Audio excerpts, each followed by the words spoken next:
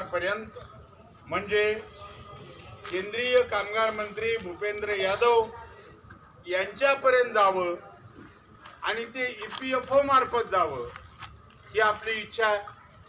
खरं म्हणजे अनेक वेळा मंत्र्यांनी आश्वासन दिलं, सगळं झालं, परंतु दिल्लीला असलेलं EPFOचे कार्यालयातले काही अधिकारी सातत्यानं हे शक्य नाही, ते शक्य नाही, अनेक अडचणी मांडतायत आणि त्यामुळे या सगळ्याला गेली अनेक वर्ष विलंब होत आला. आपण कमांडर साहेबांच्या नेतृत्वाखाली EPFOचे अधिकारी, श्रम मंत्रालयाचे अधिकारी आणि अर्थ मंत्रालयाचे अधिकारी या सगळ्यांची संयुक्त बैठक घेतली. आपली 2.5 तास कॉन्फरन्स झालेली आहे. तिथं देखील या सगळ्यांनी कबूल केलेलं आहे, परंतु आजपर्यंत प्रत्यक्ष कार्यवाही नाही आणि म्हणून हा लोकांचा आक्रोश आहे की या अल्प पेन्शनमध्ये मॅडम तुम्हाला विनंती आहे, म्हणजे अगदी पर्सनली तुम्ही मान्य कराल की आम्ही आमच्या नोकरीच्या काळामध्ये दरमहा 541 रुपये पेन्शन पगाराला भरलेलं आहे, आमच्या नियोक्त्यानं भरले, पण दरमहा 541 भरले. आज तुम्ही अटल पेन्शन योजनेत म्हणता 100 रुपये भरा तुम्हाला 3000 पेन्शन देऊ, तुमचीच योजना. किंवा श्रमयोगी प्रधानमंत्री योजना ती नवीन आणली तुम्ही, त्याही पेन्शन योजनेत तुम्ही म्हणता की तुम्ही 100 रुपये भरा तुम्हाला 3000 पेन्शन देऊ. अरे आम्ही 541 भरले 35 वर्ष आणि आम्ही त्या नोकरीच्या कालावधीमध्ये हे सगळे पैसे भरतो. ठीक आहे, आमची कोणाची 25 वर्ष असेल, कोणाची 30 वर्ष असेल, ठीक आहे, त्या प्रमाणात हरकत नाही. परंतु आजही तुम्ही असं म्हणता की बाबा मंजुळाबाई 1000 रुपये जागा,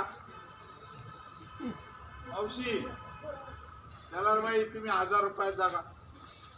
अरे कसं 1000 रुपये जागा व या लोकांना, हा आमचा महत्वाचा प्रश्न. आज सरकार म्हणून तुम्ही अनेक योजना जाहीर करता, याला मोफत त्याला मोफत त्याला मोफत, आमचा विरोध नाही, पण ज्यांचे पैसे तुमच्याकडे आहेत त्यांना मात्र तुम्ही, अहो इथं अनेक लोक असे आहेत 500 रुपयापासून पेन्शन घेतात, 500, 600, 800, 1500, 2000. मला सांगा आता ह्या मावशी आहेत तिथं,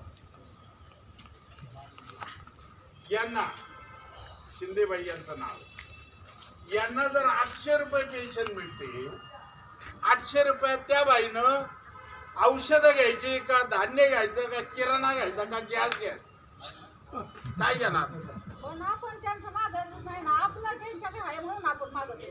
तेव्हा आमची तुम्हाला विनंती आहे, याच्यावर तुम्ही पॉझिटिव्ह रिपोर्ट द्यावा की अशी परिस्थिती आहे, हे फार हालाकी जीवन जगतायत लोक, यांच्याबद्दल सरकारनं सहानुभूतीपूर्वक विचार करून याच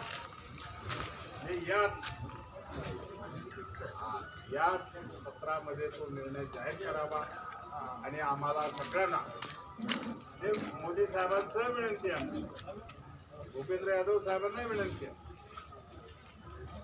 आम्ही समक्ष भेटलो, चर्चा केली, मॅडम आम्ही या सगळ्यांना भेटलो, समक्ष चर्चा केली, त्यांचा फोटो आला पाहिजे सगळ्यांकडे. पण आमची तुम्हाला कळकळीची विनंती एवढीच आहे की आमचं निवेदन तुम्ही यांच्यापर्यंत पोच करावं आणि आम्हाला उपकृत करावा अशी मी विनंती करतो. आपणही आपलं मनोगत 2 मिनिटं व्यक्त करा अशी तुम्हाला विनंती.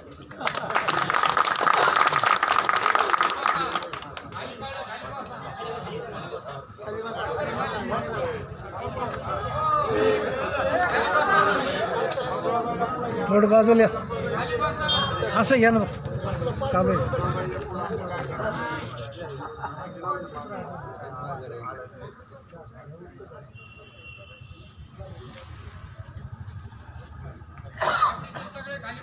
आता बसा बरं, खाली बसा मॅडम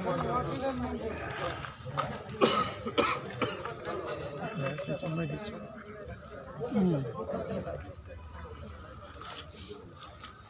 नमस्कार.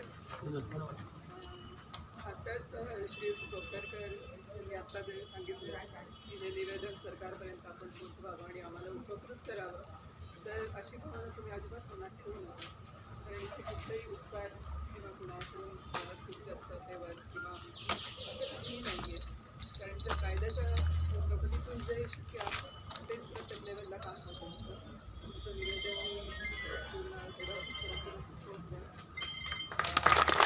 त्याप्रमाणे पॉझिटिव्ह आम्ही त्याच्यावर रिमार्क्स करून सगळी परिस्थिती